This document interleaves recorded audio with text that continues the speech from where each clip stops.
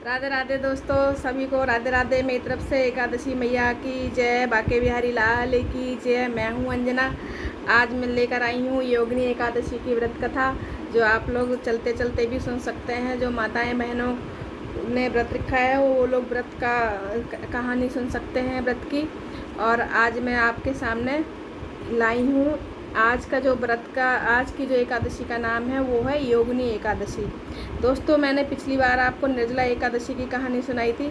इस बार मैं आपको योगिनी एकादशी की कहानी सुनाती हूँ। दोस्तों, आप लोग जितने भी लोग हैं मेरे वीडियो को वॉच करिए, कमेंट करिए मेरी कहानी कैसी लगती है आपको, और आगे आगे मुझे सुनानी चाहिए कि नहीं सुनानी चाहिए। चलिए बिना टाइम गवाए मैं आपको कहानी सुनाती हूँ, व्रत कथा सुनाती हूँ एकादशी की।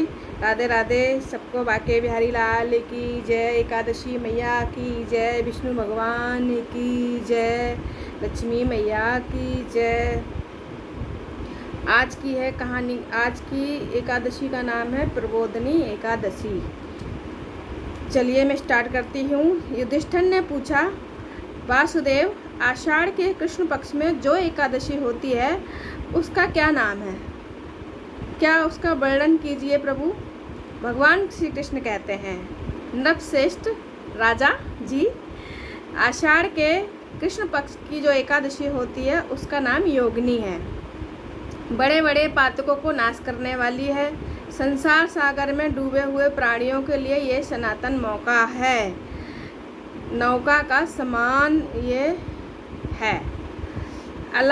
अलकापुरी के राजधिराज कुबेर सदा भगवान शिव की भक्ति में तत्पर रहने वाले हैं। उनका हेममाली नामक एक यक्ष सेवक था जो पूजा के लिए फूल लाया करता था।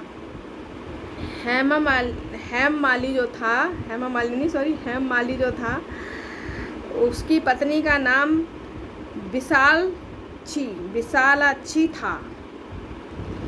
यह यक्ष काम पास में आबद्ध होकर सदा अपनी पत्नी में घर पे ही ठहरा आसक्त रहता था।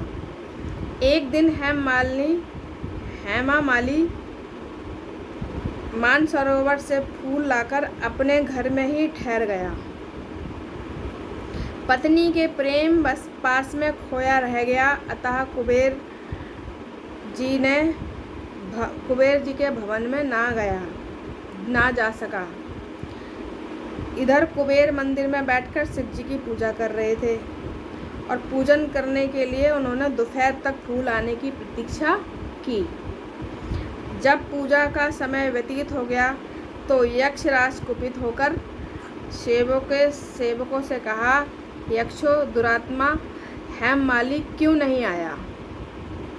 यक्षों ने कहा, राजन, वह तो पत्नी की कामना में आसक्त होकर घर में ही रमण कर रहा है। यह सुनकर कुबेर क्रोध से भर गए और तुरंत ही हेममाली को बुलवाया और वह आकर कुबेर के सामने खड़ा होकर उसे देखकर कुबेर बोले, ओ पापी, ओ दुष्ट, ओ दुराचारी, तूने भगवान की अवहेलना की है। अतः जा, तू कोढ़ से युक्त हो जा और अपनी उस प्रियतमा से विमुक्त होकर इस स्थान से भ्रष्ट होकर अनंतर चला जा। कुबेर के ऐसा कहने पर वह उस स्थान से नीचे गिर गया और कोढ़ से सारा शरीर पीड़ित था, परंतु शिव पूजा के प्रभाव से उसकी स्मरण शक्ति नहीं लुप्त हुई। तदंतर वह पर्वतों में श्रेष्ठ मेरुगिरी के शिखर पर गया। वहाँ उस पर मुनिवर मार्कंडेय जी का दर्शन हुआ। किसका? मार्कंडेय जी का दर्शन हुआ। उसे दर्शन हुआ पापकर्मा यक्ष ने मुनि के चरणों में प्रणाम किया। मुनिवर मार्कंडेय ने उस भय से कांपते देख कहा, तुझे कोढ़ के रोग ने कैसे दबा लिया? यक्ष बोला, मुने, मैं कुबेर का अनुचर हेममाली हूँ।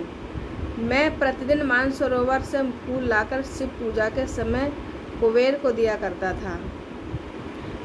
ज्ञान ही नहीं रहा, अतः राजधिराज एक दिन पत्नी सहवास के सुख में फंस गया, जिसके कारण मुझे समय का ज्ञान ही नहीं रहा। अतः राजधिराज कुबेर ने कुपित होकर मुझे श्राप दे दिया। मुनिश्रेष्ठ, संतों का चित्त स्वभावतः परोपकार में लगा रहता है। यह जानकर मुझ अपराधी को कर्तव्य उपदेश दीजिए। मार्कंडेय जी ने कहा, तुमने तो यह सच्ची बात कही है, इसलिए मैं तुम्हें कल्याण पद व्रत का उपदेश करता हूँ। तुम आषाढ़ मास के कृष्ण पक्ष में जो योगिनी एकादशी का व्रत करो, इस व्रत के पुण्य से तुम्हारा कोढ़ निश्चय ही दूर हो जाएगा। भगवान श्री कृष्ण कहते हैं, राजन, मार्कंडेय जी के उपदेश से उसने योगिनी एकादशी का व्रत किया, जिससे उसके शरीर का कोढ़ दूर हो गया।